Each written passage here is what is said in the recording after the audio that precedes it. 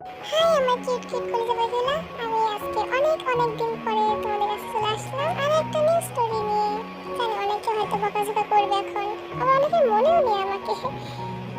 কি করবো, তোমাদের সাথে থাকতে পারি না তো। হ্যাঁ, একটু লেট হলো, সরি। তো আজকে স্টোরিটা একটা ফেসবুক পেজ থেকে নাও। যদি ভালো লেগে থাকে অবশ্যই কমেন্টে জানিও, and like share and subscribe করতে ভুলো না।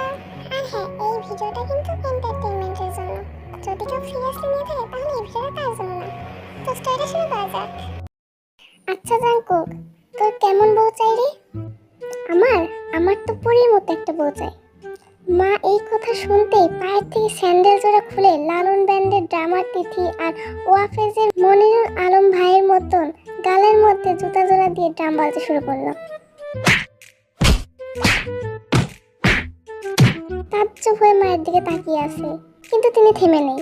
দুই গালে 10-15টা বাড়ি দিয়ে সুরসুর করে কোনো কথাবার্তা ছাড়াই রুম থেকে বেরিয়ে চলে গেল।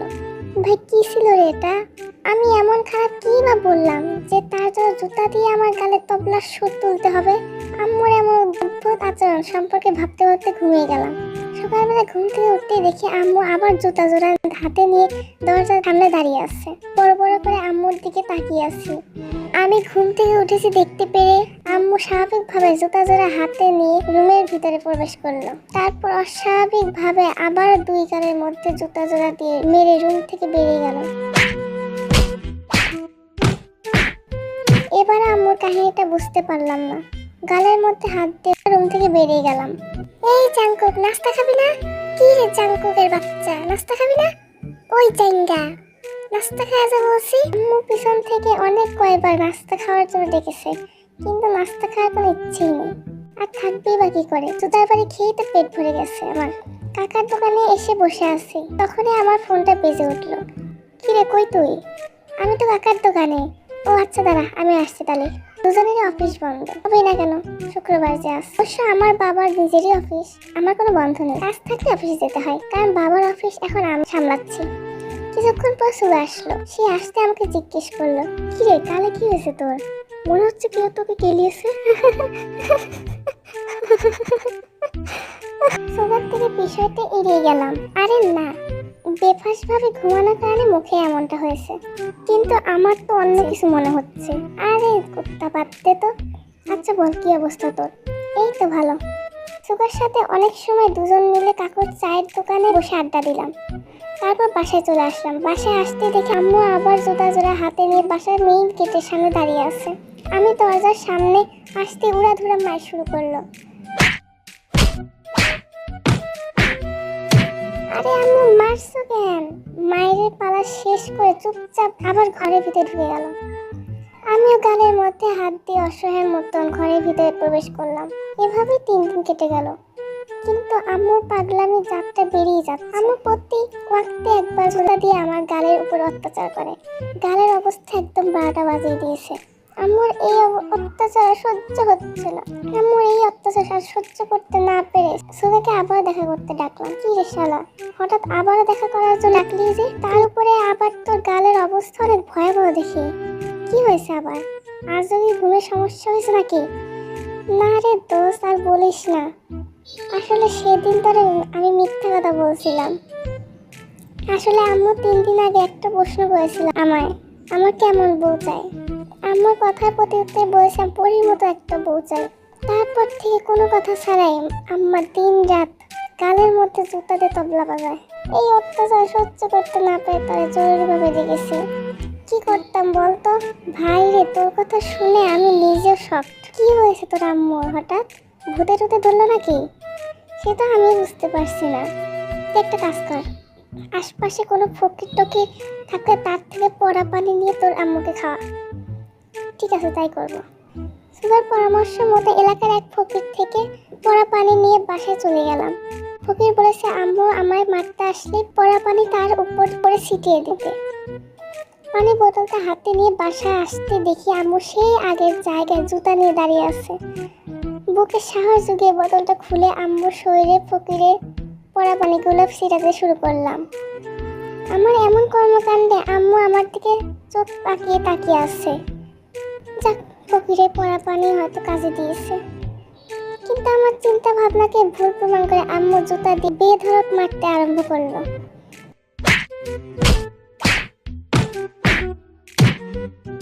আগের চেয়ে আজকে আরো বেশি মেরেছে।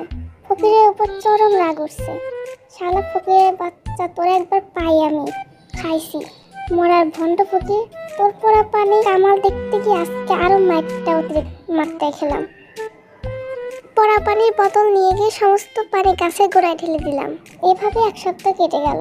এই 1 সপ্তাহ এমন কোনো অক্ত যায়নি যে আম্মু জুতার প্রয়োগ আমার উপরে করেনি। 8 দিনের মাথায় সকালবেলা ঘুম থেকে উঠে আম্মুর হাতে মায়ের খাওয়া প্রিপারেশন নিয়ে বিছানার উপরে বসে আছে। ভাই কি একটা অবস্থা! সকালবেলা সবাই উঠে বউ এসে চা দিব, আর আমি নাকি মায়ের খাওয়ার জন্য প্রিপারেশন নিছি। ওয়াহ, কি লাইফ! কিন্তু আম্মুকে আজকে আর দেখতে পেলাম না, আসলেই না। অনেকটা সময় খাটের উপরে মায়ের খাওয়ার জন্য বসে থাকলাম, কিন্তু আম্মু আসেনি আজকে। ও মা, আজকে তো আম্মু আসে নাই, তার মানে আজকে মনে মারবে না। যাই, তাড়াতাড়ি নিচে যাই। এই বলেই নাচতে নাচতে নিচে চলে গেলাম। আমার রুমটা উপরের তলায়। নিচে গিয়ে দেখি আম্মু আব্বুকে আর ছোট বোনকে নাস্তা বেড়ে দিচ্ছে। আমাকে দেখতে পেয়ে নাস্তার টেবিলে বসতে বললো। কি রে জানকু, ওখানে দাঁড়িয়ে আছিস কেন? এখানে এসে বয়, একসাথে খাবি চল। আমি ভদ্র ছেলের মতো নাস্তার টেবিলে গিয়ে বসলাম। আম্মু আমাকে বাকিদের মতো নাস্তা বেড়ে দিল। চুপচাপ নাস্তা খেয়ে রুমে চলে আসলাম। তারপর রেডি হয়ে অফিসের জন্য রওনা করলাম। আম্মু আজ আর আমার উপরে জুতার প্রয়োগ করেনি, তবে এখনো মনের মধ্যে স্বস্তি পাচ্ছি না, কারণ দুপুরে বাসায় ফিরলে হয়তো সকালেরটা সহ পুষিয়ে দিবে। কি জানি বাবা। দুপুরে অফিস থেকে বাসায় ফিরে আসলাম, কিন্তু তখনও আম্মু কিছু করলো না, বরং শান্তভাবে বললো ফ্রেশ হয়ে এসে খাবারের টেবিলে বসতে।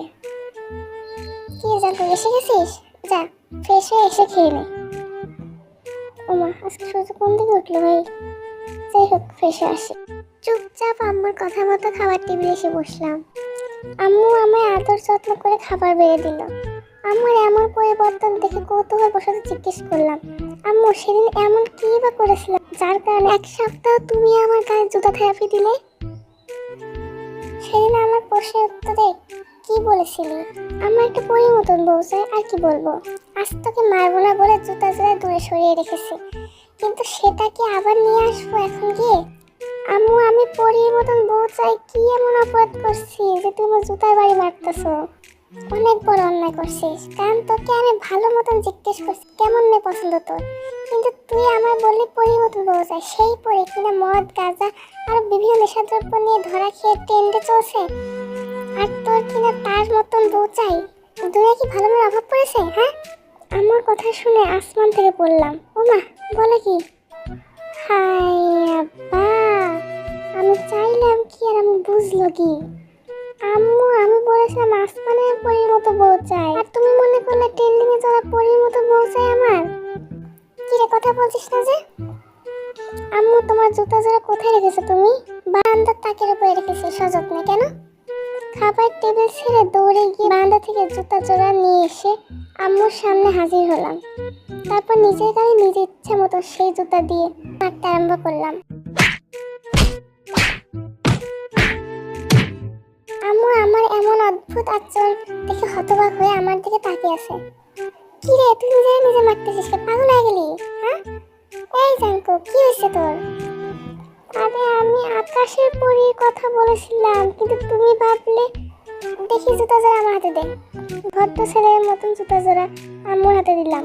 ভাবলাম জুতা জোড়া হয়তো রাগ করে ছিঁড়ে ফেলবে, কিন্তু আম্মু সেই জুতা জোড়া দিয়ে আবার আমার গালে মারতে শুরু করলো। কুত্তা, শয়তান, তুই কি ফেসবুক চালাস না নাকি? ট্রেন্ডিং এ এখন পড়ে চলছে, সেই খবর তোদের কাছে নেই? আমার মতো ট্রেন্ডিং ফলো করবি, বুঝলি? আম্মুর আধুনিকতা দেখে আমার ভিতর থেকে দুনিয়ায় বেঁচে থাকার মতো সমস্ত আশা আকাঙ্ক্ষা শেষ হয়ে গেল।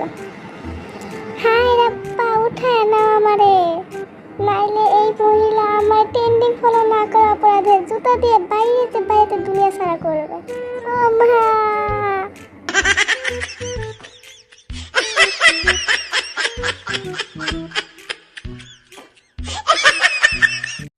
আশা করি এই স্টোরিটা তোমাদের অনেক ভালো লেগেছে। এই যে আমার কবিতা বইগুলো শুনে যাও, আমরা একটা কোলাবোরেশন স্টোরি করব।